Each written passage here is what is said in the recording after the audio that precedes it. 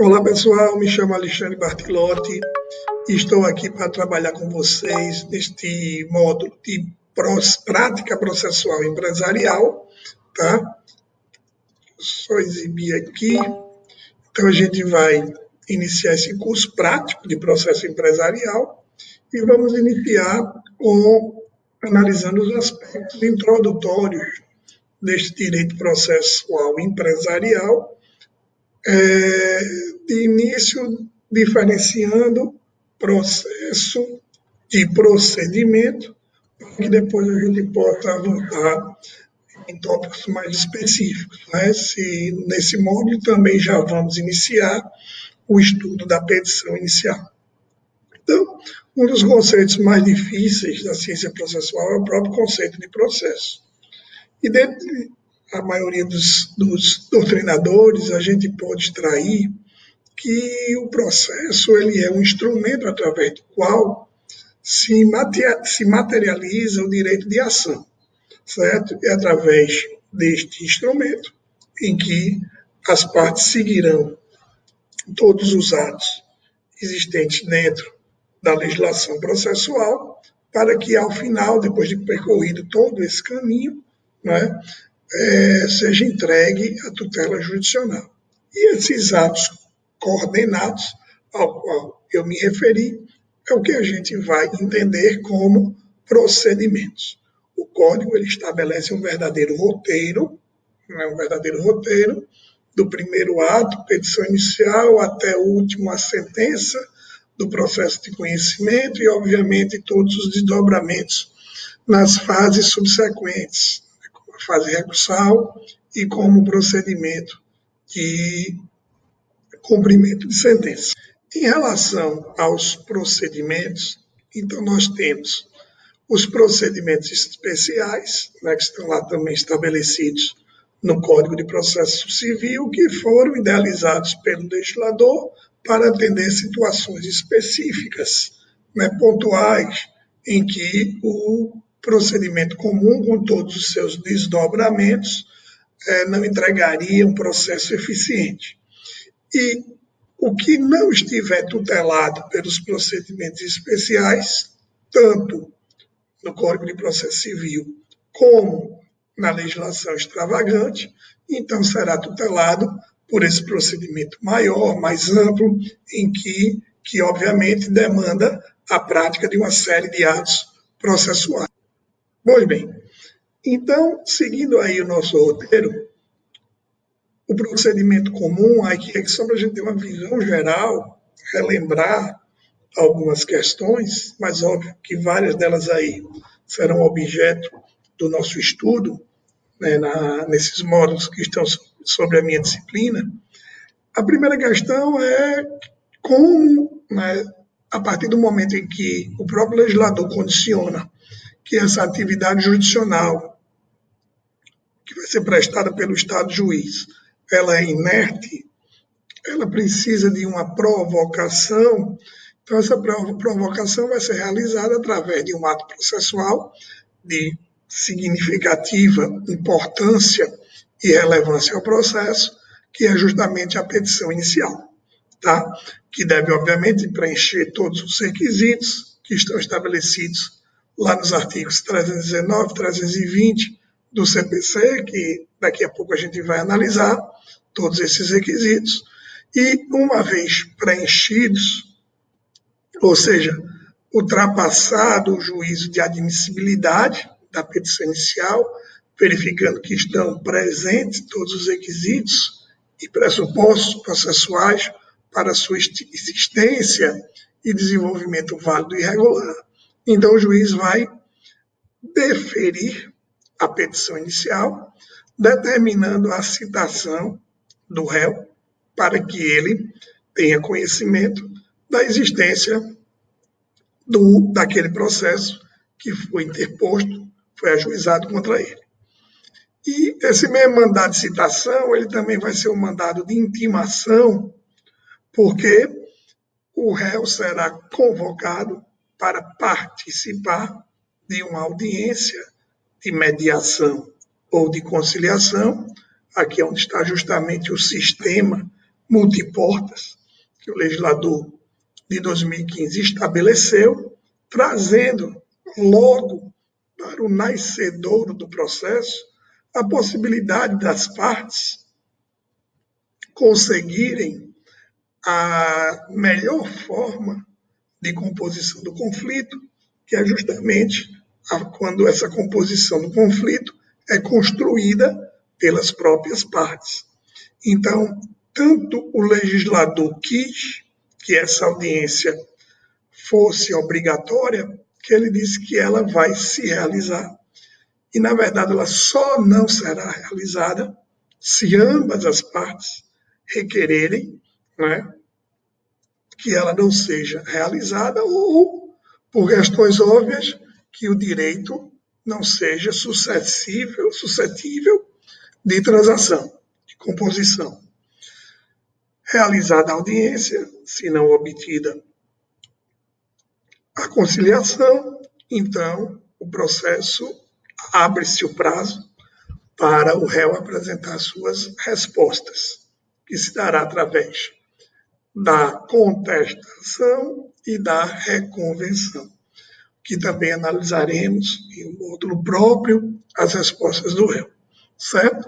Uma vez apresentadas as respostas do réu, ou não, mas o processo passa por uma fase ali que para alguns doutrinadores estaria entre o fim da postulatória e o início da fase de saneamento, e para outros já seria a própria fase, o início da fase de saneamento, de organização, que são as providências preliminares que o juiz, né, ele deve tomar, a depender lá, né, do que ele encontre, se o réu apresentou defesa, se essa defesa foi instruída com documentos, se arguiu preliminares, ou se o réu não apresentou defesa, foi revel, mas aí o juiz não vai aplicar os efeitos da revelia, então vai determinar a produção de prova pelo autor, enfim, né, a depender da situação que o juiz encontre, ele tem aí uma série de providências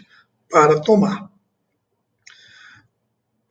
Tomadas essas providências, e se não for a hipótese, né, de uma extinção do processo com ou sem resolução do mérito, então o juiz ele vai organizar, é por isso que a nomenclatura é proposital, organização do processo, para que ele siga para a fase subsequente, que é a fase instrutória.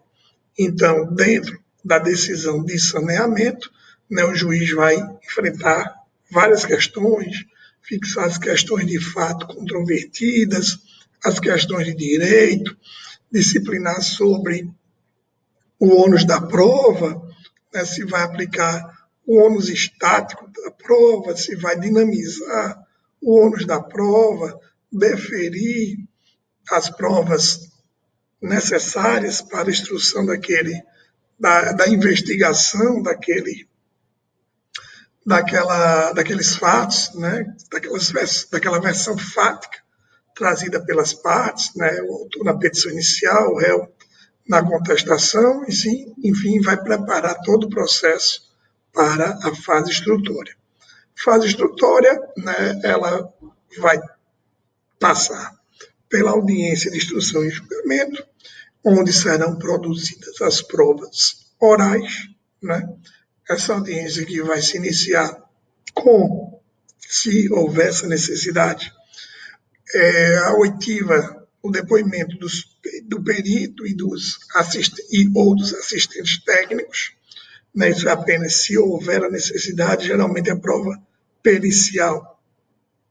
Ela se encerra com a apresentação do laudo ou do laudo complementar, mas se ainda sobejar algum tipo de dúvida, tanto pelo juiz como pelas partes, então o perito poderá ser convocado para prestar esclarecimentos adicionais na audiência de instrução e julgamento. Em seguida, colhe-se o depoimento pessoal das partes, né, se assim determinado na fase de organização do processo, e o depoimento das testemunhas, as apresentadas pelo autor, e as apresentadas pelo réu.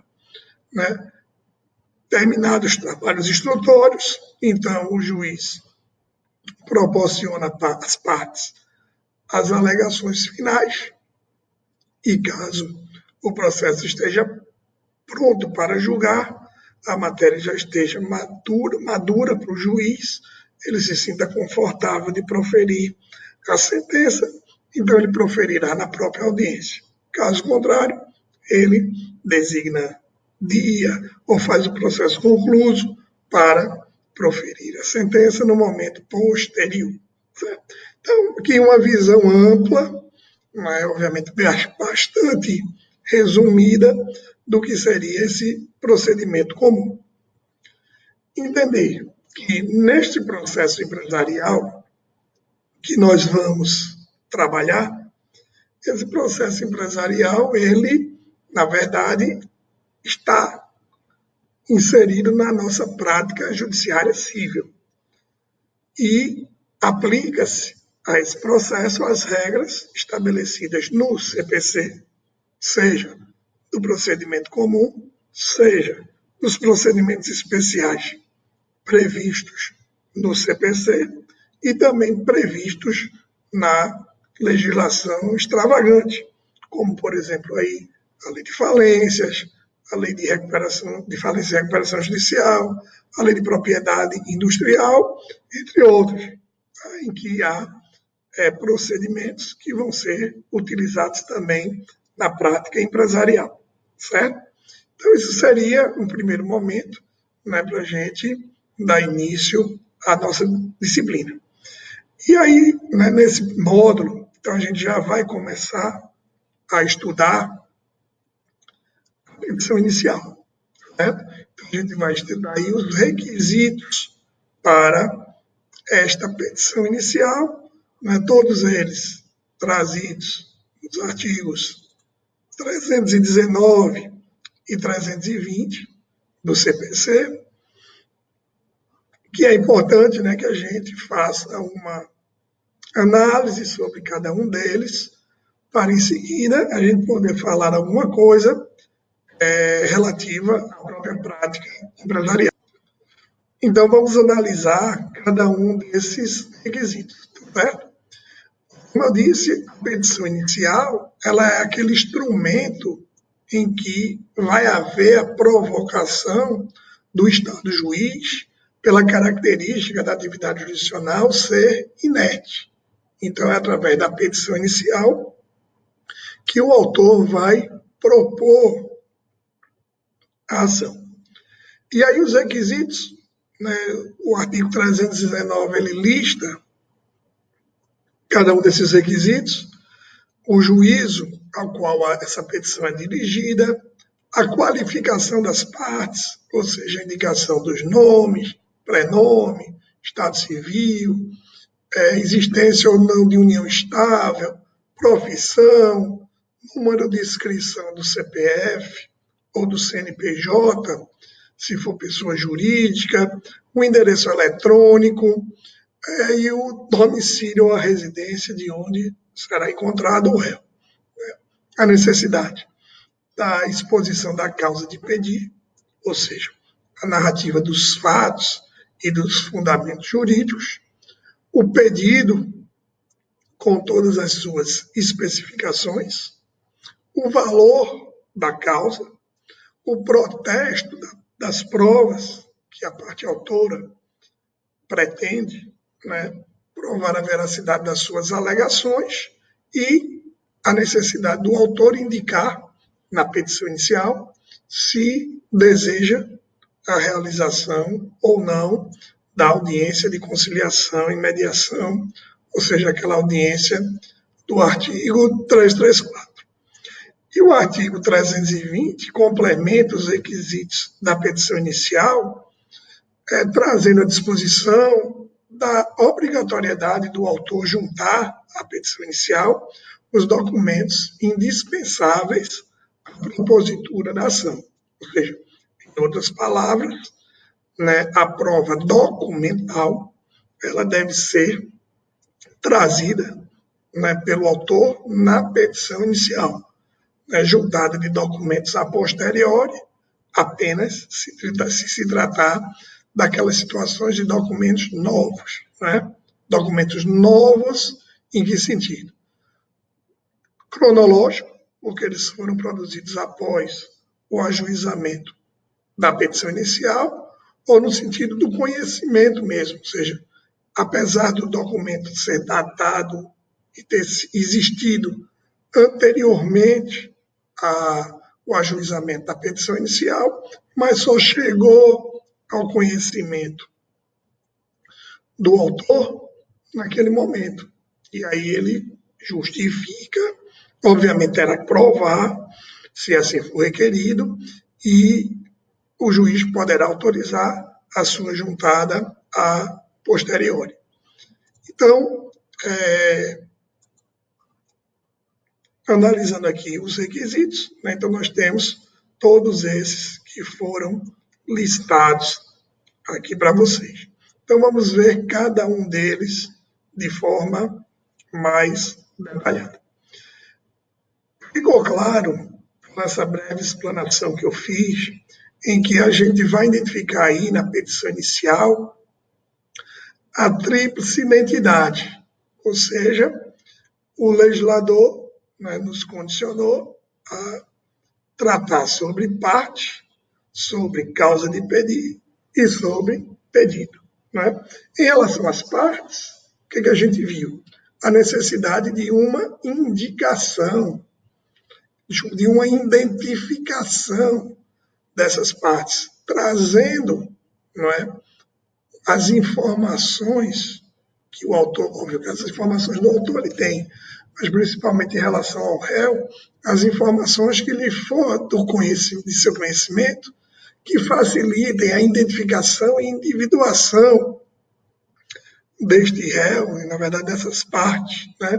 Inclusive, por força do disposto no parágrafo 1º do artigo 319, como obviamente são informações que muitas vezes o autor não vai conseguir, ou terá dificuldade de consegui-la, então há um dever de auxílio do juiz em relação à obtenção dessas informações, que ele pode auxiliar, por exemplo, oficiando órgãos que porventura detenham aqueles dados, ou simplesmente reservando-se para um momento posterior, quando a citação se efetivar, que o próprio oficial de justiça tenha a possibilidade de coletar aquelas informações faltantes para a qualificação da parte. É óbvio que, como por exemplo, o número do CPF, ou se naquele momento não for possível,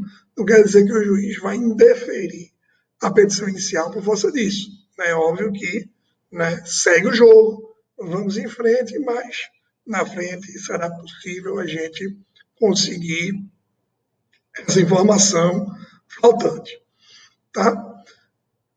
Causa de pedir. Então, o que a gente teria para falar em relação à causa de pedir? Só voltar aqui para a tela. Pronto. A causa de pedir, ela consiste na exposição que o autor deverá fazer em relação às razões fáticas jurídicas, que estão lhe levando a pleitear a tutela jurisdicional. A causa de pedir, ela é analisada através de um binômio.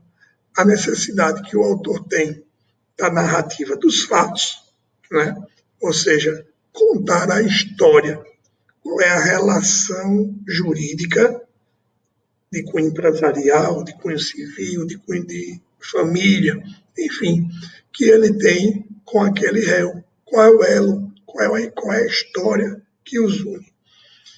E também a necessidade da fundamentação jurídica. E aí não confundam, sempre gosto de deixar claro que a gente tem que separar fundamentação jurídica de fundamentação legal. São situações diferentes. A fundamentação legal, e aí às vezes a gente vê na prática, alguns colegas advogados se confundem muito isso, querer fazer petições transcrevendo apenas textos de lei. Isso é fundamentação legal, que, inclusive, é dispensável, até porque o juiz ele conhece a legislação.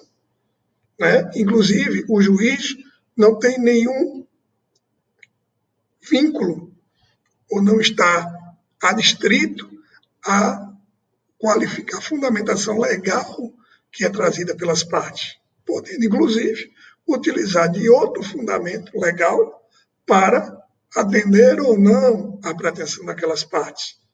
Apenas numa situação como essa, é importante que o juiz previamente anuncie às partes que o julgamento se dará por um outro fundamento legal, justamente para evitar a decisão surpresa e possibilitar um contraditório mais amplo e efetivo.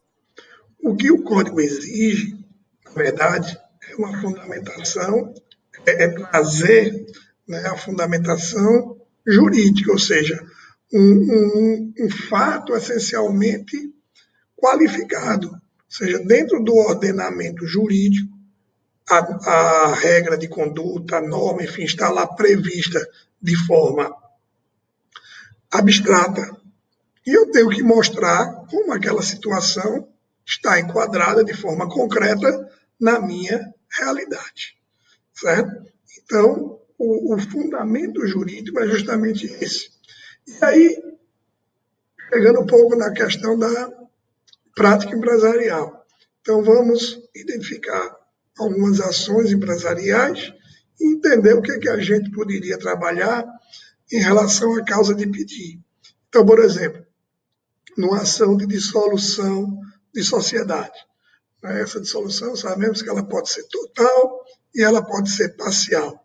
Na dissolução total, então, o que eu poderia trazer como argumento, como fundamento jurídico determinante para o meu pedido, que aí eu tenho que ter um silogismo, tem que ter um elo, um vínculo lógico entre o que foi narrado, o que está sendo fundamentado e o que foi pedido. Então, o exaurimento do fim social, a inexequibilidade, se for uma SA, a anulação da constituição da sociedade, se for uma dissolução parcial, então a exclusão do sócio minoritário quando ele cometer um ato de inegável gravidade, a própria morte do sócio é o fundamento, a liquidação da cota do sócio por execução de um credor, na recuperação judicial, por exemplo, no procedimento de recuperação judicial.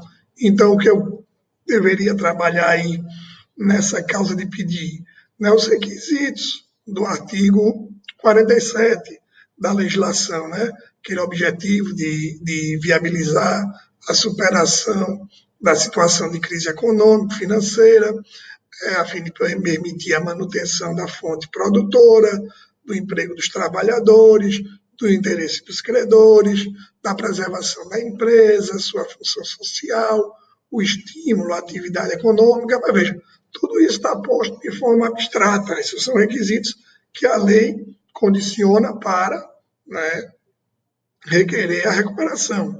Então, eu tenho que mostrar como, dentro daquela situação abstrata da norma, a minha situação em concreto se enquadra. Tá certo?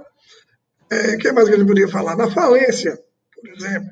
Então, a impontualidade injustificada, superior a 40 salários mínimos, que o executado, lá por qualquer quantia líquida, não paga, não deposita, não nomeia bens, ou que praticou um ato falimentar.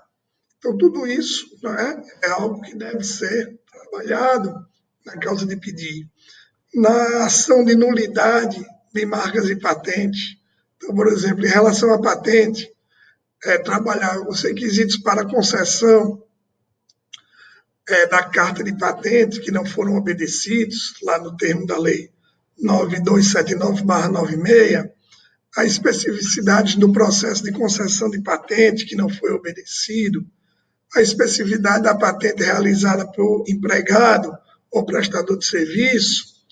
Em relação às marcas, devemos o quê? Mencionar os requisitos para a concessão de certificados e registros que não foram observados, né, também nos termos da legislação, sinais registráveis da marca, não registráveis, marca de alto renome, marca notoriamente conhecidas. Mencionar também a legitimidade do requerente, né, para a concessão do pedido. Mencionar também, se for o caso, a inobservância da concessão do registro de marcas, conforme estabelecido lá a partir do artigo 155 seguinte da Lei 9279/96. Certo?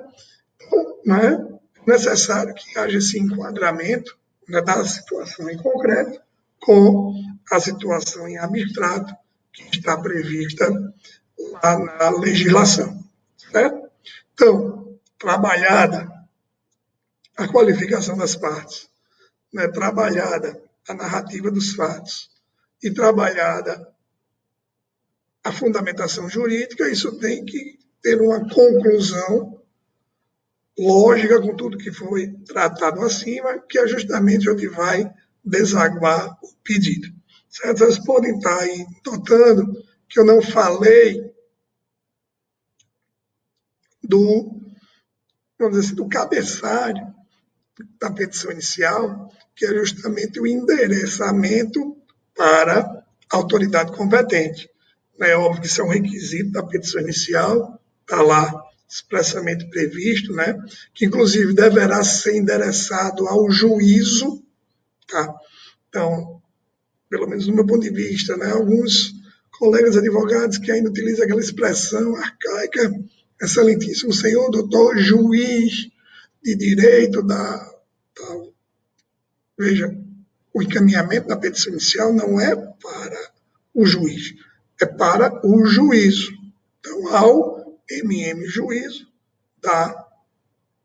se existir mais de uma vara competente, espacinho, vara civil, ou vara de recuperação judicial e falência, certo? Da comarca X. É um requisito da petição inicial, obviamente.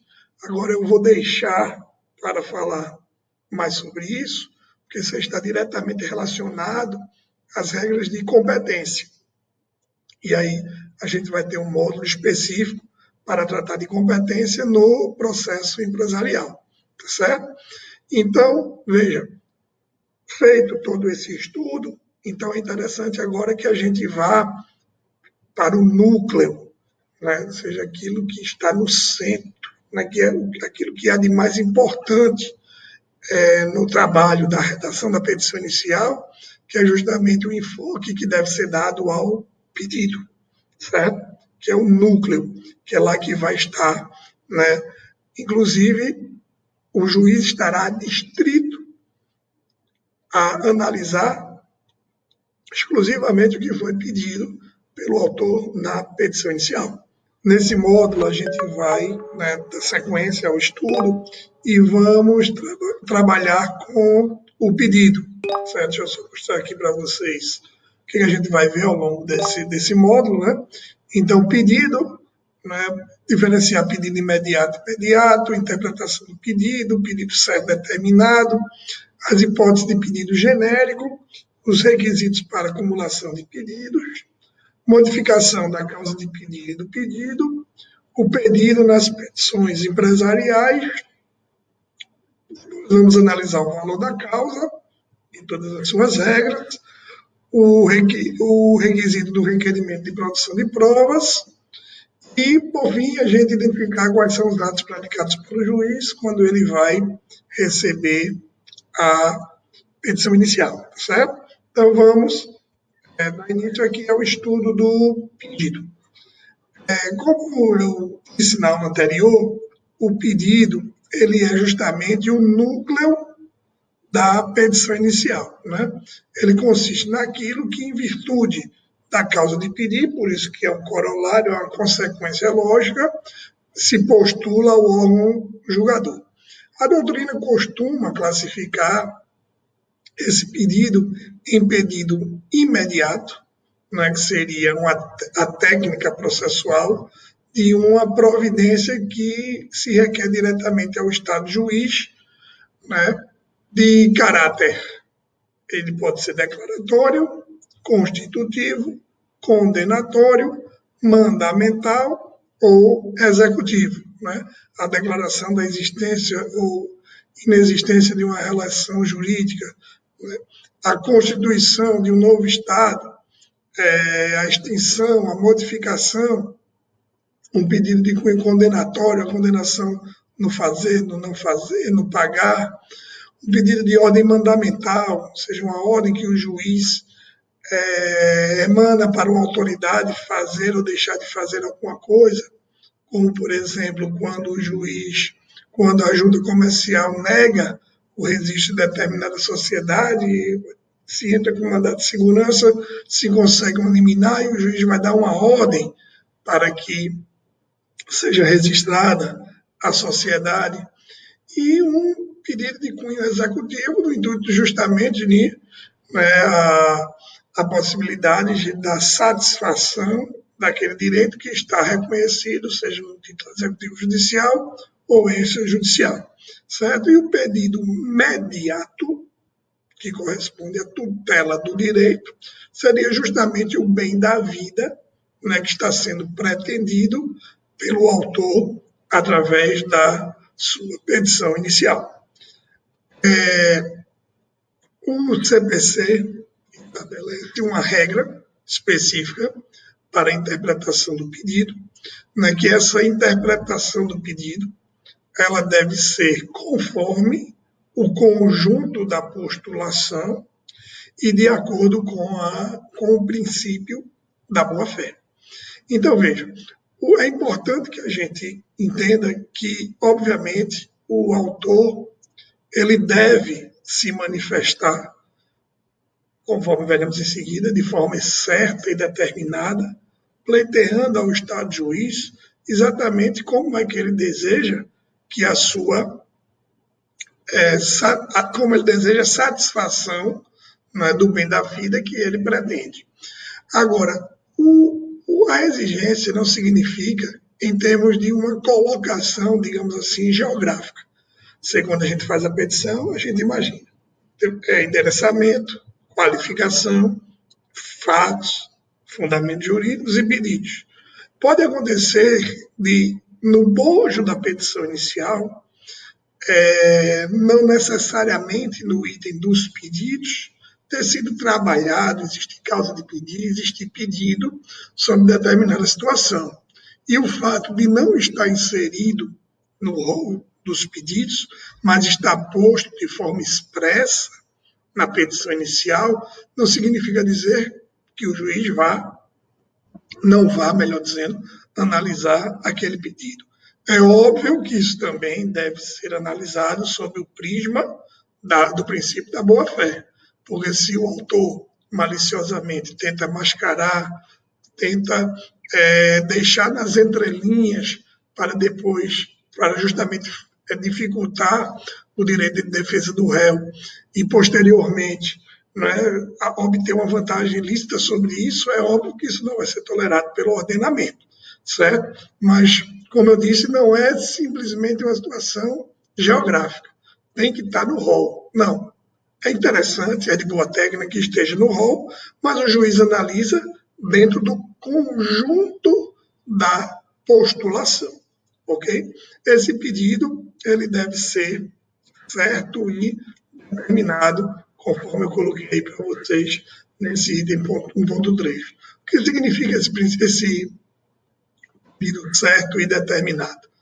A certeza ela está prevista no artigo 322, que estabelece que o autor deve formular o pedido de forma expressa, certo? Especificado na petição inicial. Ou seja, em regra, não seria possível se formular, ou melhor, se deixar de formular expressamente uma pretensão para posteriormente exigi-la. É óbvio que a própria legislação trabalha com aquilo que chamamos de pedidos implícitos. Inclusive, no diploma de 2015, encontra-se expressa previsão normativa no artigo 322, parágrafo 1º, e no artigo 323. Ou seja, por quê? Porque esses pedidos eles são decorrências da própria lei, eles são obliges. Significa dizer que quando o juiz se depara com determinada situação, ele tem que aplicar a lei. E aplicar a lei é ato contínuo, condenar também nesses consectários, desses corolários legais, como juros moratórios, correção monetária, as prestações de trato sucessivo, certo? Mesmo que não haja pedido das prestações vincendas, se elas se vencem ao longo da propositura da ação, o juiz, ao final, deve incluí-la, né? Deve incluir na condenação, porque senão isso faz com que se evite que o retrabalho, a necessidade de um novo ajuizamento da petição inicial, né, para que se busque aqueles pedidos que se venceram ao longo da marcha processual. Então, o pedido é certo porque ele tem que ser expresso, e o pedido por força do 324 ele tem que ser determinado, ou seja, ele deve dimensionar, o autor, né, deve dimensionar o seu alcance na petição inicial, né, trazendo a qualificação da sua pretensão e a quantificação, sendo também, em regra, vedados pedidos genéricos, tais como não que condene o réu a pagar as indenizações cabíveis em direito. Não, ele tem que determinar quais são as indenizações, qualificando e quantificando. Então, que condene o réu a pagar uma indenização por dano moral. Então, estou dando a qualificação da minha pretensão no valor de R$20.000. Estou quantificando. É óbvio que a legislação possibilita também, né, em determinadas situações, não são em todas, né, a formulação dos chamados pedidos genéricos. Eles estão lá trazidos no artigo 324 do CPC. E vocês vão, no parágrafo 1º, vocês vão encontrar lá a previsão da possibilidade dos pedidos genéricos, nas ações universais, se não puder individuar o bem, se o demandado não puder individuar o bem. Ou seja, o nome já está dizendo, as ações universais, elas tratam, né, de um universo de situações, de relações jurídicas a serem tuteladas. E dificilmente o autor, naquele momento em que ele está elaborando a petição inicial, ele terá condições de realmente atender a essas exigências da legislação. Basta vocês pensarem, por exemplo, na ação de inventário, né? Então, o inventário é uma caixinha de surpresas. A gente não tem ideia quando está redigindo a inicial do quantitativo de bens que foram deixados, né, do quantitativo de dívidas que foram contraídas para aqueles cujos, inclusive de herdeiros que, porventura, não foram reconhecidos e, posteriormente, né, aparece a necessidade toda de se dirimir essas questões. Então, é exigir demais. Né?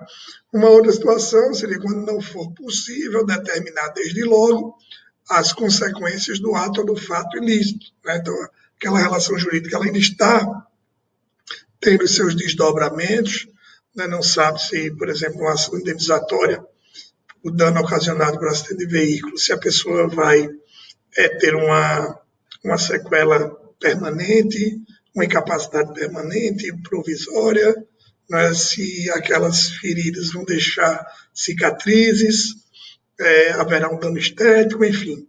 Né? Não, desde logo não é possível você identificar as consequências.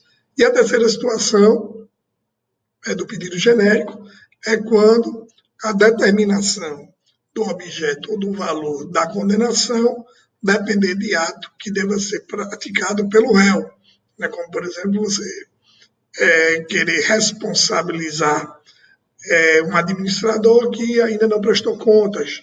Então, a necessidade do exigir contas, né, como uma fase, eu preciso que sejam apresentadas as contas para que, posteriormente, eu possa verificar qual é o quantitativo do desfalque para poder exigi-lo posteriormente, certo? É óbvio que a sentença da autoridade judicial, em regra, ela deve ser líquida, mas quando formulados pedidos genéricos, é possível que essa sentença reconheça aquele direito também de forma genérica e que ele venha a ser liquidado, ou seja, dado os valores, a quantificação numa fase posterior, que é justamente a fase de liquidação de sentença. Né? Há também a possibilidade desses pedidos serem, de uma petição inicial, ter uma acumulação de pedidos, né? Tratar de mais de um pedido, desde que sejam obedecidos os requisitos, né, para esta acumulação. Então, os requisitos, que os pedidos eles não sejam incompatíveis, certo? Na verdade, os pedidos eles têm que ser compatíveis entre si, né? Então, não teria sentido você requerer, por exemplo, a desocupação do imóvel e, ao mesmo tempo, a renovatória da locação. Então, são situações completamente que se refutam por completo.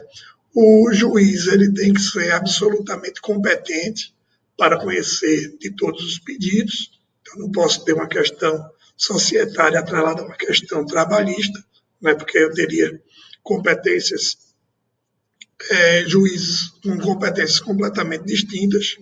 Tem que ser observado o mesmo procedimento para os pedidos, né? Então, existem ritos procedimentais distintos, como o procedimento de mandado de segurança, e que ele é incompatível com o procedimento comum, por exemplo, porque ele não comporta uma dilação probatória que o procedimento comum autoriza. Então, eles têm que estar pelo mesmo rito procedimental, tá certo? E ela tem que ser também, essa acumulação ela tem que ser oportuna, ou seja, ele visa gerar ao processo uma eficiência, né, um grau de celeridade.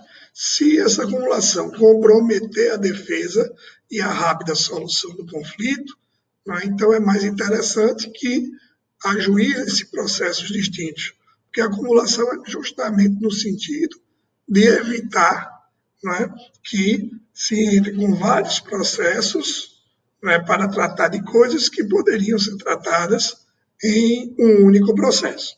Tranquilo? Existem algumas classificações doutrinárias sobre esta acumulação, né, acumulação própria, acumulação imprópria. A própria é aquela em que o autor pretende o acolhimento simultâneo de todos os pedidos, quando, por exemplo, você formula uma indenização por dano moral, material, de lucro cessante, então você quer o acolhimento de todos aqueles. E ela seria imprópria, né, quando o autor formula vários pedidos ao mesmo tempo, mas ele deseja o acolhimento apenas de um deles. Aí a própria, ela se subdivide em simples e sucessiva, né? Então, na simples, as pretensões elas não têm entre si, né, uma relação de precedência, ou seja, os pedidos são analisados de forma independente e autônoma, e eles têm sortes, podem ter, na verdade, sortes diferentes. Então, o dano moral pode ser improcedente, o dano material pode ser procedente, eles não têm entre si, né, uma linha de precedência lógica. Já na sucessiva, é exatamente o contrário. Eles guardam um vínculo de precedência lógica. Ou seja, para o juiz analisar o segundo pedido, o primeiro pedido ele deve ser acolhido. Porque se ele não for acolhido, ele gera uma situação de perda superveniente, não é, do interesse do segundo pedido. Imaginemos uma ação investigatória de paternidade acumulada com alimentos. Então, o juiz só vai analisar o pedido de alimentos se for procedente o pedido de investigação de paternidade, não é, porque a obrigação alimentar ela decorre do reconhecimento da relação de filiação. Se não existir filiação, não há o que se falar em alimentos. Agora, se existir filiação, vai analisar o pedido de alimentos. E aí ele pode ser julgado procedente ou improcedente, a depender, obviamente, da análise daquele binômio necessidade-possibilidade, certo? E eu tenho também a acumulação própria, que pode ser, né, alternativa e subsidiária. Ou seja, na alternativa, o autor ele não gera uma preferência entre os pedidos cumulados. Pode ser um, pode ser outro, né, para ele qualquer um dos pedidos atende à sua pretensão. Já na acumulação subsidiária, né, aí o autor ele formula um pedido principal e elabora um subsidiário na eventualidade daquele pedido principal não ser atendido. Ou seja, existe um grau de opções.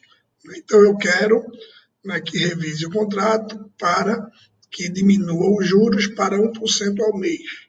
Se não for esse o entendimento, então eu quero que revise o contrato para reduzir os juros para 2% ao mês, e assim sucessivamente. É óbvio que cada um desses pedidos deve estar atrelado a uma de pedir, né, específica.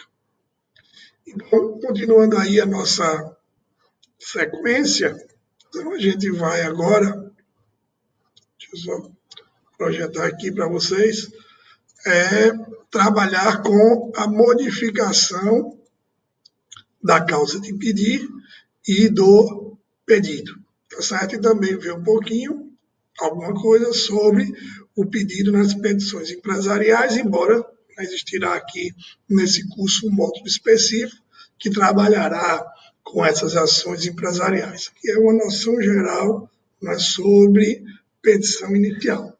Né?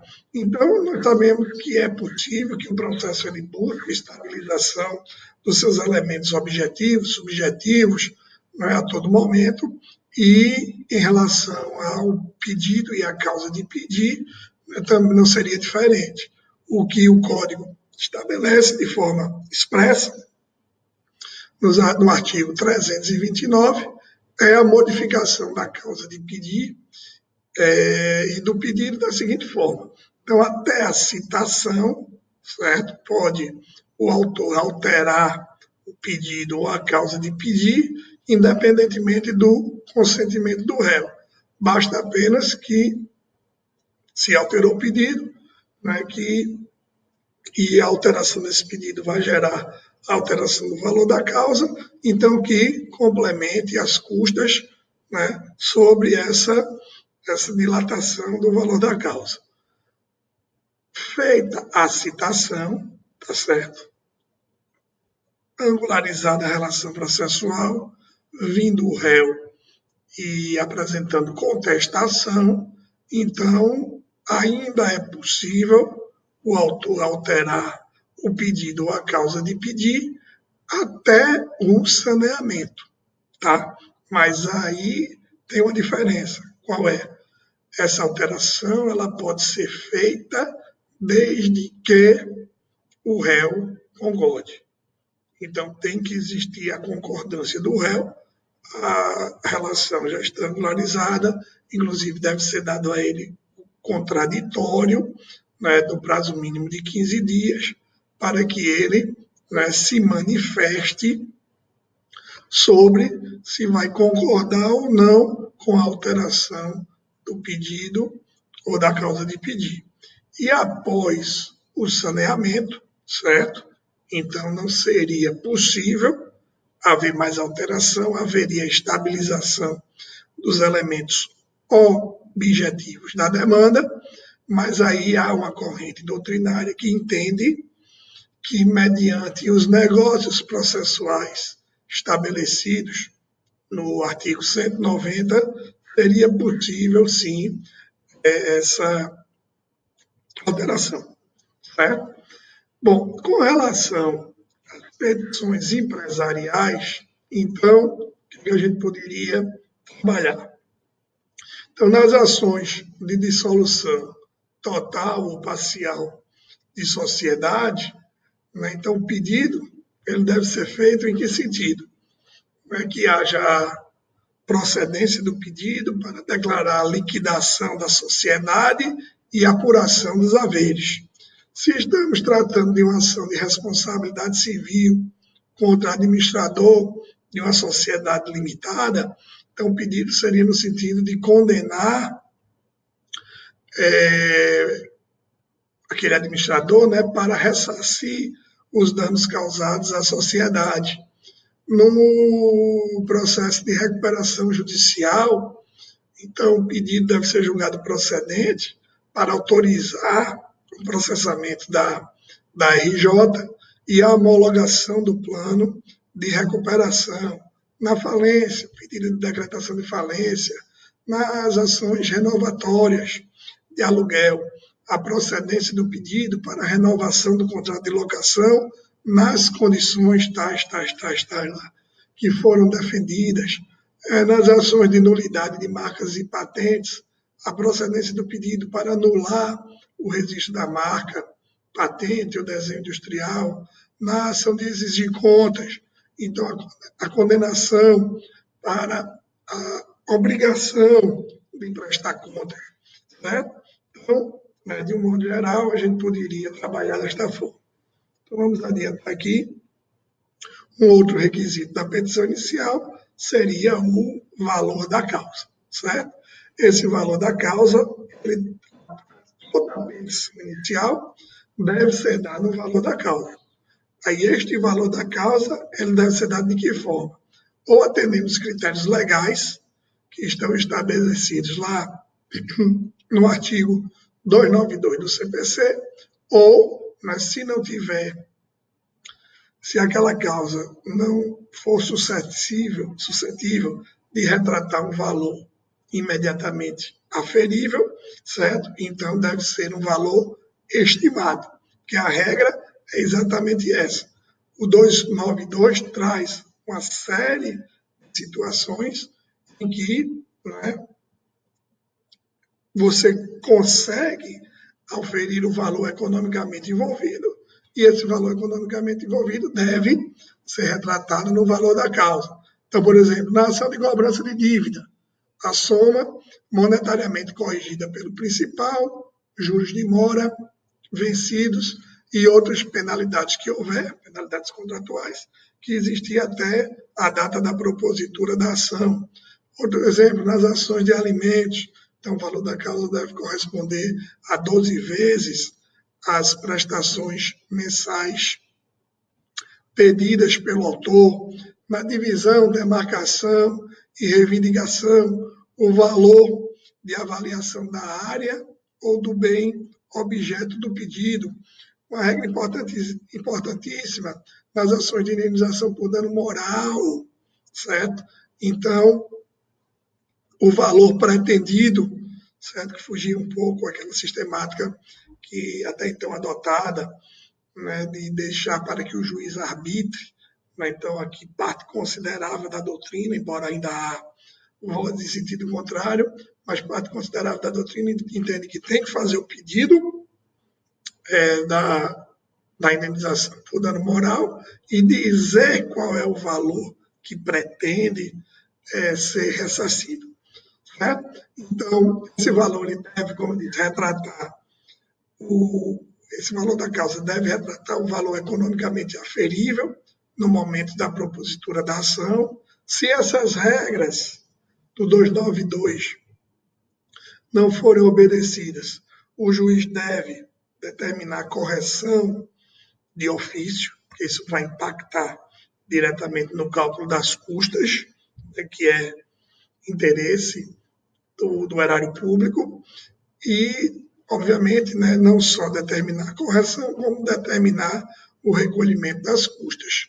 Caso não tenha sido observado pelo juiz, então o réu, no momento em que ele vai apresentar sua resposta como preliminar de contestação, então ele deve